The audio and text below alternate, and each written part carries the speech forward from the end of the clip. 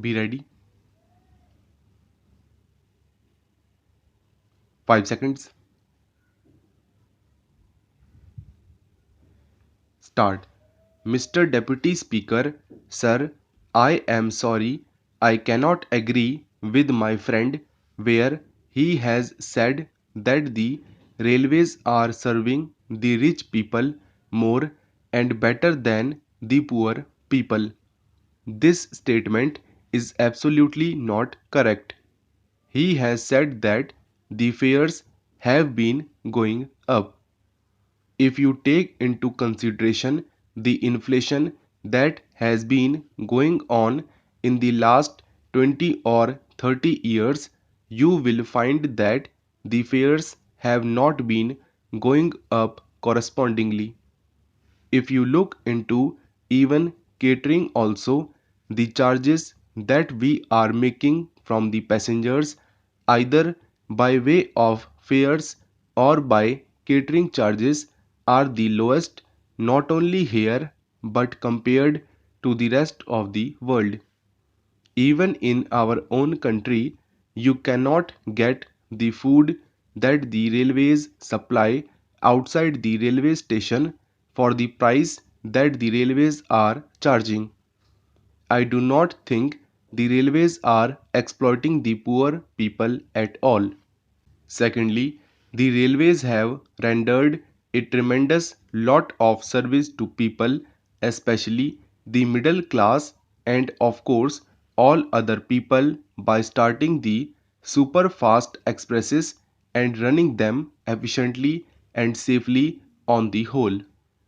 I have only one small criticism to make in this connection, and that is the proposal to raise the platform ticket fee from 1 rupee to 3 rupees is a very unwise thing to do, and the demand of the house from all sides is that it is a thing which is a very serious matter for the people and which the honorable minister as well as the cabinet should take a serious notice of.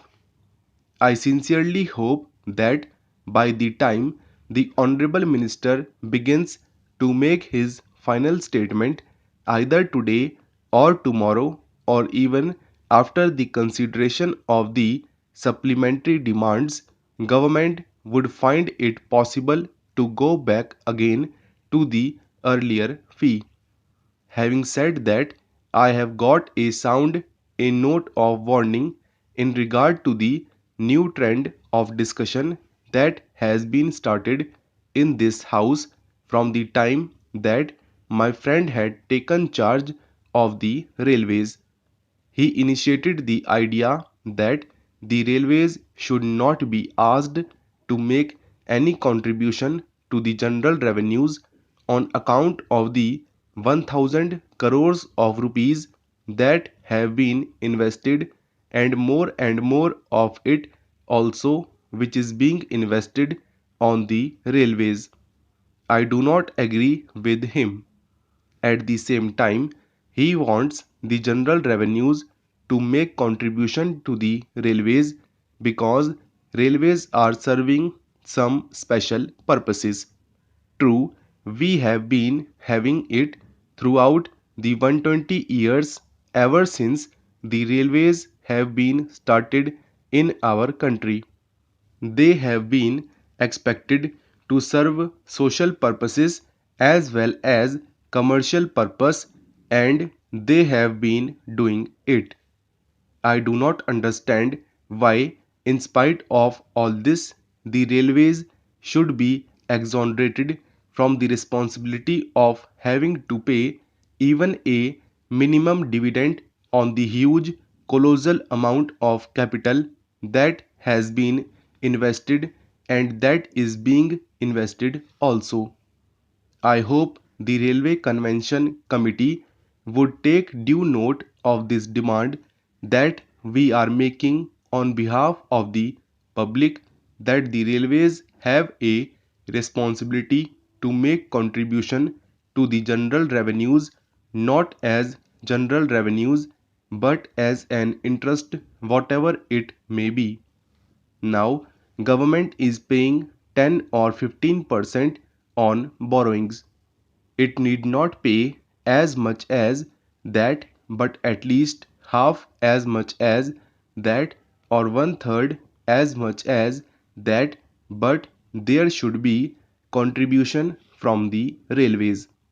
Another thing which my honorable friend started and which has been taken advantage of by successive railway ministers from our side is to place all the blame on the planning commission, and then somehow suddenly from all sides all our members jump into the fray and they exonerate the railways. They forget the primary responsibility of the railways to make the best possible use of the monies that have been placed at their disposal, the assets that have been placed at their disposal, and go on blaming the Planning Commission. Planning Commission means the central government, the whole of the parliament.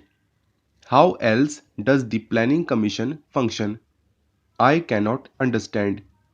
If the railways want more money, they should be able to make out a good enough case and get it from the finance minister and from the government.